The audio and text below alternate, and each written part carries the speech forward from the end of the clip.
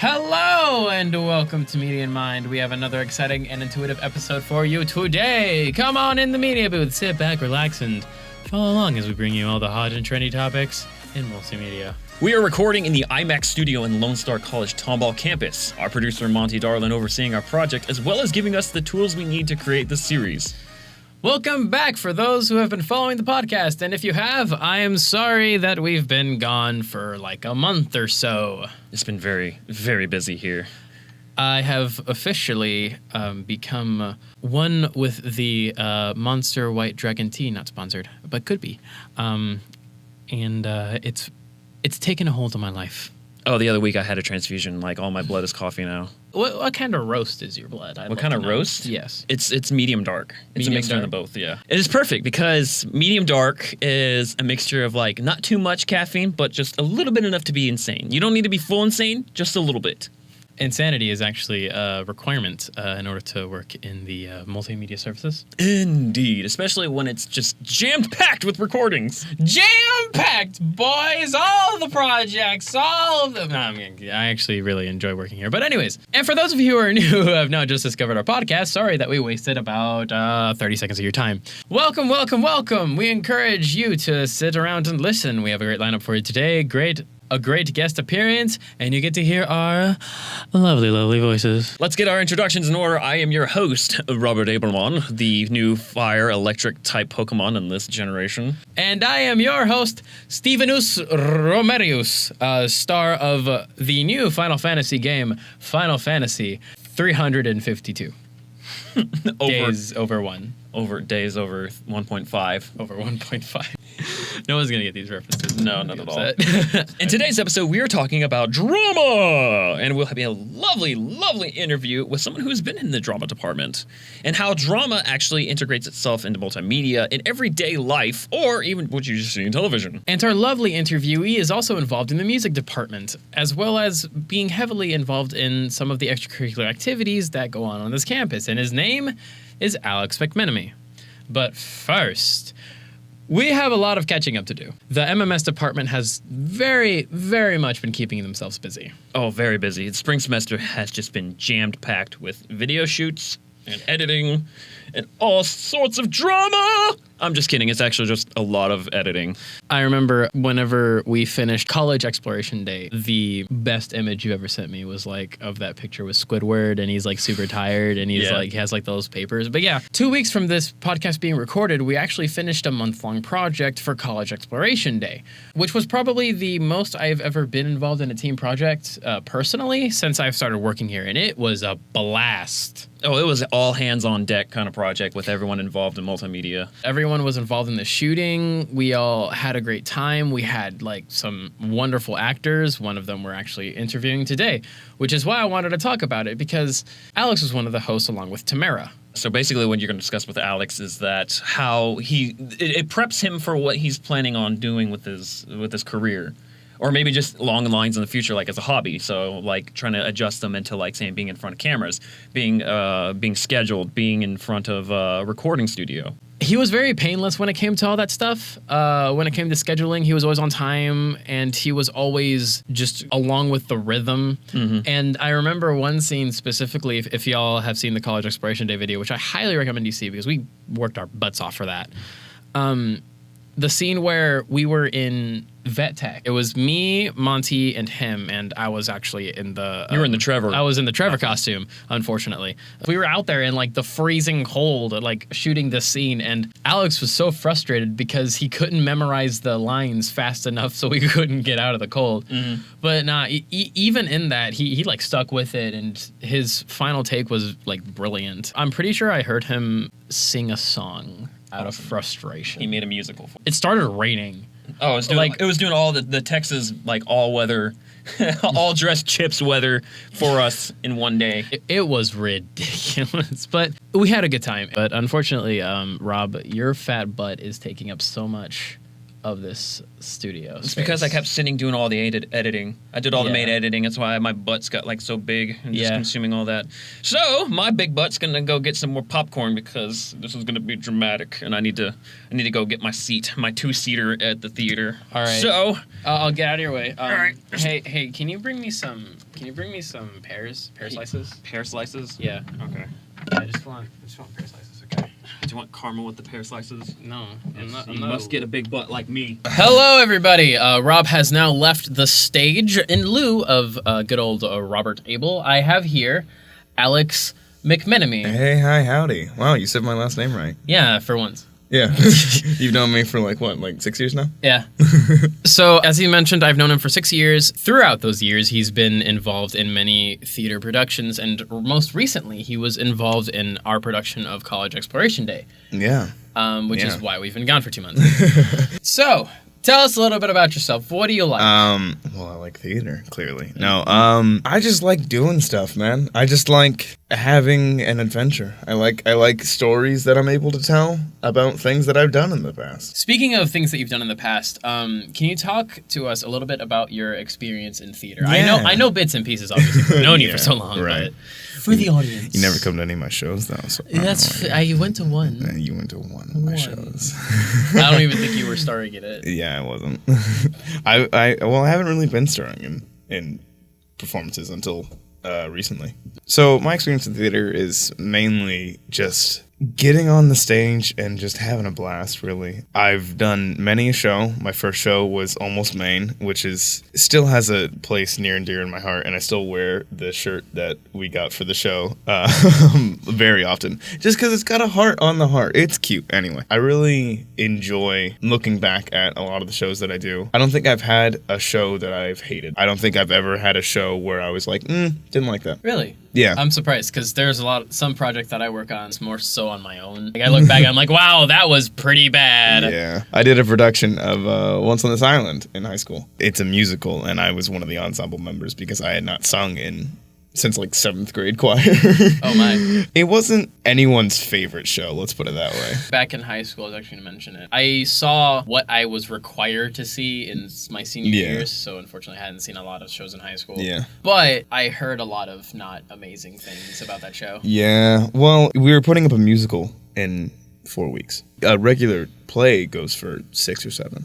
And you're putting up a musical in 4. And we didn't even have the leads cast beforehand, so they had to learn all the music in those 4 weeks. It was a struggle, for sure. And it was a stressful time, but we got through it. And I've got a memory for it, you know. As far as backstage work, I haven't done much. I'm more of an actor. There's a lot of avenues of theater that I have experience in, but the main one is on stage, and I don't really have any bad memories. What was your favorite show that you've done in Lone Star specifically? Oh, Lone Star specifically. You've been in the theater program here. For about a semester and a half, 2 semesters. Yeah. To give a bit of backstory to me, I went up to University of Nebraska-Lincoln for a semester because I thought that that's what I was going to do. I thought that's where I needed to be, and that's where I was going to continue my career. That didn't work out.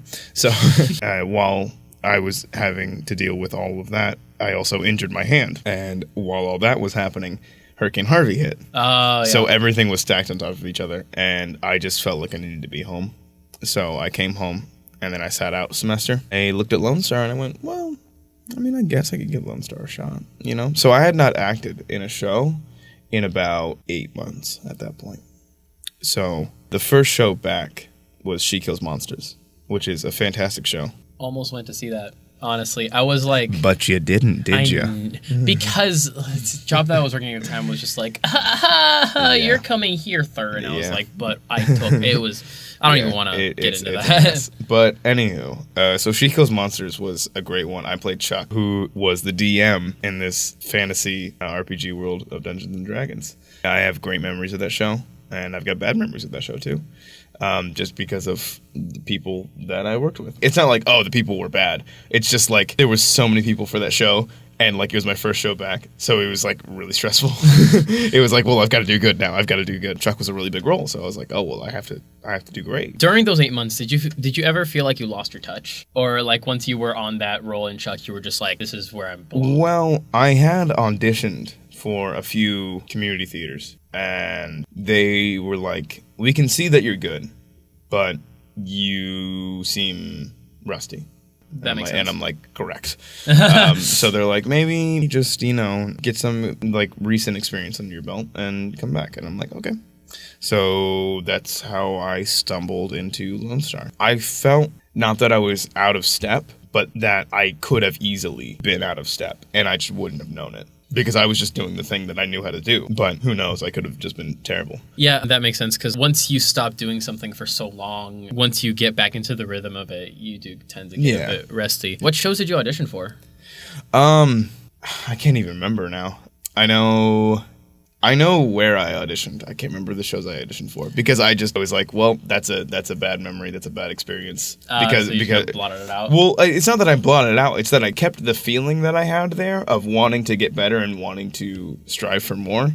And I just kept that feeling and removed everything else from it. This is something that I've personally been interested in, and also the main meat of our podcast. Oh, yes. How is media used in theater? Because other than College Exploration Day, I never saw any promotional material from theater other than like the posters and things that are beautiful, by the way. Yeah, thank you. Well, it's not my job. That's college relations. Yeah. It's really, really fun to work with media people. It's very easy to just say this will get its own recognition just by word of mouth or just by people wanting to come see shows. As you said, the posters like that, it gives people all the information they know in one place. I think media plays an integral role of marketing theater, and it plays an integral role of preserving it through video and stuff like that. There's always a place for media in theater. Heck, what we're doing right now, I mean, this is technically theater. This is a performance. Oh, that's fair. We are definitely playing characters. I'm playing You're playing Arshwan. Oh, okay. Yeah, you're playing something. No. Voice acting. You can see how that's used in media all the time. Of course. Commercials need voice actors, and also commercials just need actors in general. The new Ford F-150. Like that's, what kind of stuff is that if not theater? I think theater and media are very much intertwined and will never not be. So I know a little bit about film theory, right? And like things of like theory on like, camera work, editing style, right? Things of that nature. Nerd stuff, yeah. Yeah, nerd. I'm saying that as a theater geek, so. How does that kind of theory differ from film theater? Theater theory is more in the individual performance. Film theory, while it can be a focal point, film theory is very much we have to get great shots, which is why you see so many terrible films. It doesn't matter. No, I'm serious. It doesn't matter about the acting. It matters about the films. True, because cinematography in and of itself is an art form. It is. As somebody who wants to get into that field, I recognize that. I think there's also something to be said about traditional theater. Yeah. Like how things are masked from the audience. For example, how in some of the high school shows that I saw my senior year, there would be people dressed up in black, like the techies, in order to switch around all the sets. And that gave the illusion that it's just the setting changing. And it didn't always used to be like that. It used to just be people just coming on, just in whatever clothes they had. But then they were like, you know what? That looks a bit weird, doesn't it? And just people just running up and grabbing parts of the set.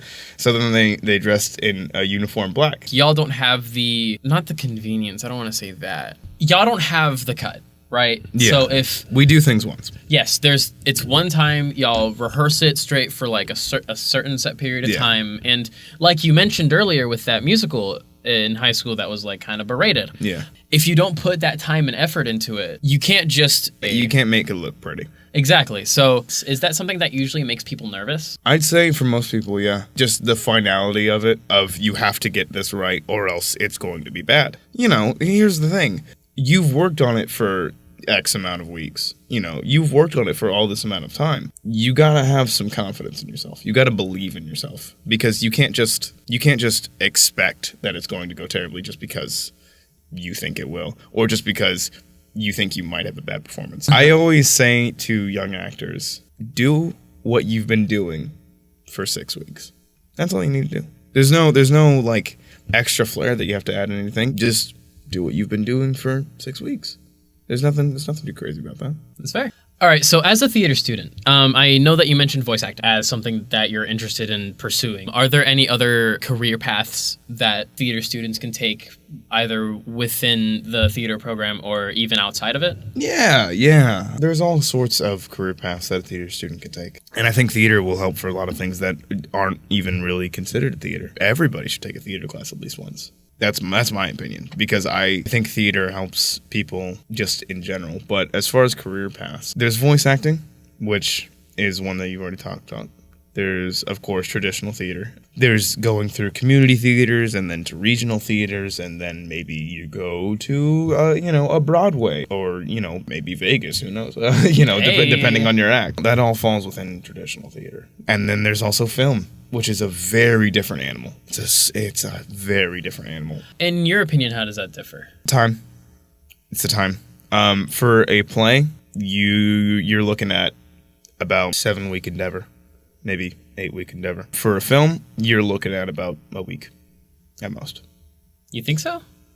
Well, as far as the acting side, I can't say the same for the editing side. That's on you. I'll tell you right now, it does not take a week. It does not take a week. I've worked on multiple short films. Don't look them up, please. I mean, look them up if you want to. Like, I don't care, but I mean, I'll leave a link. Oh, great, yeah. Thanks. I'll leave a link for all the short films he's been in. All the good ones and the bad ones. Yeah, the good ones and the bad ones. You think I'm kidding? Yeah, please don't. I will find you. But I mean, you're lucky if you get the script before the day of filming. I guess, when it comes to short films, that is true. However, when it comes to some, obviously, bigger budget... Oh, yeah. If you're going, big budget Hollywood stuff, you're going to get a rough draft for the script. Actors have said in an interview about, a month beforehand. True. But that's still a rough draft of the script. So you can't even fully memorize. You just get a basic idea of what's happening. There's something to be said about the difference between small budget and then big budget films. Yes. Because, I mean, with big budget films, you're working on a time crunch in order to get the thing out, to get the most profit, to get all your money back. But for smaller budget, you're working on a time crunch because you've got all this film and you need to edit all this film, because what are you going to do with all this film if you're not going to edit it? That's fair. Personally, I've more done, promotionals, personal projects. Yeah. I've never actually worked on an actual short film, which will change this summer. Hopefully. Oh, yay. I have some plans with a little film group, and yes, I've kept your name in the back of my mind. Of course you have. Yeah. So it's this whole thing, especially with MMS, it's there's so much film that you have, there's so many takes that you have, there's so much B-roll that you have to work with, and you're going to use about 10% of it. Yeah. Maybe. Yeah, I've heard that from editors before. If you take 100 minutes of film, you might only use 5. Yeah. That's crazy. But the thing is, you want to make sure that everything is pitch perfect correct. Oh, which is why you take so much. It's like the photographer that takes 1 million pictures of the same thing and then only posts one on the internet. Oh yeah. It's a similar theory. But what would you recommend for people that want to pursue the program at Lone Star, and what would you say in your limited experience outside of that? I mean, as I said earlier, I think everybody should take a theater class because it does help with personal communication and it helps with breaking people out of their shells. I know tons of people that have taken a class at Lone Star for theater that never even wanted to pursue theater, and now suddenly they're in the program. Lone Star has a great program. It doesn't matter where you go. It doesn't matter what campus. We've all got great programs, and I've seen shows from other programs, and they're fantastic. I recently saw, what was it? I can't remember. But what campus was it? It was UP, University Park. I saw advertisements for it everywhere. I know what you're talking about. The one about the dog. Yep. Yeah, but I'm hoping you can come to this next one because we do have an improv show coming up, and that's scary for me. That's scary. Okay, let's talk about that. We're talking about that. The program at Lone Star is great because we do stuff like this. I've never been in an improv show. I know half the people that auditioned for the improv show have never been in an improv show.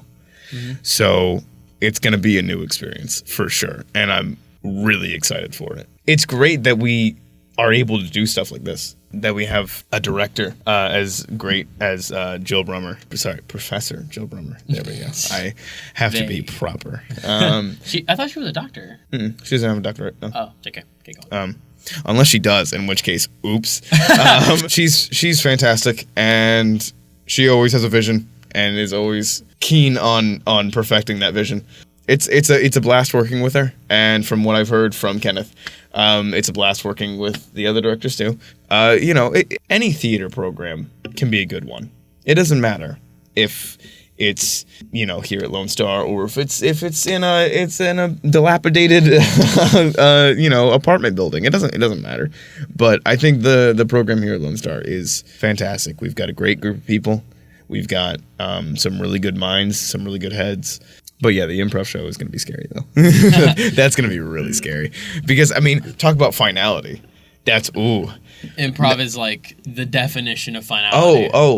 Oh, man. It's because not only do you not have a script to work with, which is the main point of improv, you also have to deal with other people. You're not having to deal with characters. You're not having to deal with personalities. You're having to deal with people. You have to gauge what's going to make the audience laugh, but also what the other person can do with you.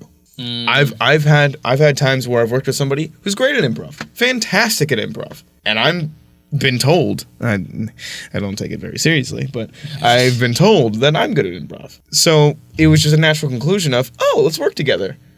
We did not gel well, and it was the weirdest thing because we gelled well with everybody else around us, but we did not gel well together. And it's one of those deals. It's just one of those deals where you never know. I feel like it's the whole like magnet theory of personality. Yeah. Where there's like, even though there's this really good person, they're both on the North Pole, they repel each other. Oh yeah. I know we didn't touch on it at all, but the choir program here is also fantastic. Fair enough. Dr. Morales is, shout out Dr. Morales. I call her Doc Morale, it's our own inside thing. It's whatever. It's Doc Morale. Yeah. If Dr. Morales wasn't Dr. Morales, I feel like that would be very disrespectful. If she was here, she would be like, you're never getting a solo ever again. I think we've got a great theater program. I think we've got a great choir program, and I think that they work well together. In the time I've been here, we have not had a musical. There are musicals that get shown here. Les Miserables. Yep, that's what I was thinking of. Yeah, Les Miserables was last semester. It wasn't like a school thing. I don't think it was. I think it was Doc Morales' own deal. I think you're right. Because I remember there was Les Miserables here, and then the semester before, UP had a Les Miserables radio show, I think is what it was. Yeah, something like that. I heard it like that. The two programs are both fantastic. Of course, I would recommend both of them because I'm in both of them. Theater doesn't just limit itself to acting on the stage. It's all about what your body's all about. I'm taking class Stage Movement. It's a fantastic class, and I learned that I hold so much tension in my shoulders and neck. I did not know that at all. I thought I was loosey-goosey. No, not at all. I'm not. And I wouldn't have known that without theater. And I know that's like it's like, I wouldn't have known that without theater. But that's... Of course, coming from the drama kid. Yeah, well... But that's cool. You take a theater class, you learn something about yourself that you never knew. Because all theater is just imitating people. That's all it is. It's just imitating what you think a person would be like. That's it. That's all it is. All right. On that note, I'm afraid I'm going to have to kick you out. Rob is very wide because he's been doing nothing but editing College Proficient for the past week. He hasn't gone on a treadmill lately. So he's going to take up a little too much room. Oh, yeah. Gosh, Rob, come on! I'm sorry, man. You're gonna have to go. Hit the treadmill a bit. Yeah, it was a great show. I enjoyed being on this podcast with you, and thank you for inviting me. I appreciate it. You're so welcome. Thank you to Alex for coming on the podcast, and I hope you enjoyed being here as much as I enjoyed interviewing you. I'm out. Get me out of here. Let me leave. They locked me in. No, you cannot leave. No, I want to leave. All right. Oh, I apologize. It looks like y'all had a nice conversation. I did grab popcorn, but like most movie theater popcorn, you kind of finish it right before the movie starts. Yeah. But I do have your pears. Oh, you got my pear slices. Yeah, they're in the refrigerator. The pear. I don't want the pears to be disgusting. But Rob, I'm about to eat them right now. But Rob, we don't have a refrigerator. Then what did I put the pears in? Rob, did you... Drama! You just fell for the dramatic... Here's your pears, actually, by the way. Oh, thank you. I'm definitely allergic to pears. Drama! Thank you so much for listening to this episode. You, the listener, are the reason that Media in Mind will continue to create content and entertain you as well as be informative. Look forward to our next podcast as we will discuss what is next after college, as well as guest speaker with Monty's son and Connor Darland. Please be sure to visit our channel and subscribe to College-Tomball Multimedia Services if you haven't already. This will help us expand our content and you get to hear more of our lovely, lovely voices. Just before we go, we'd like to personally thank Alex for stopping on by to give us a great insight. We'd like to thank our producer, Monty Darland, as always. We'd like to thank the Multimedia Service team, the IMAX Studio for helping us with the platform to create our work, and our website is lonestar.edu/tomball-mms.html. Or if you don't want to memorize all those words, we'll have it linked in the description. This is Media in Mind, and we will see you in front of the camera.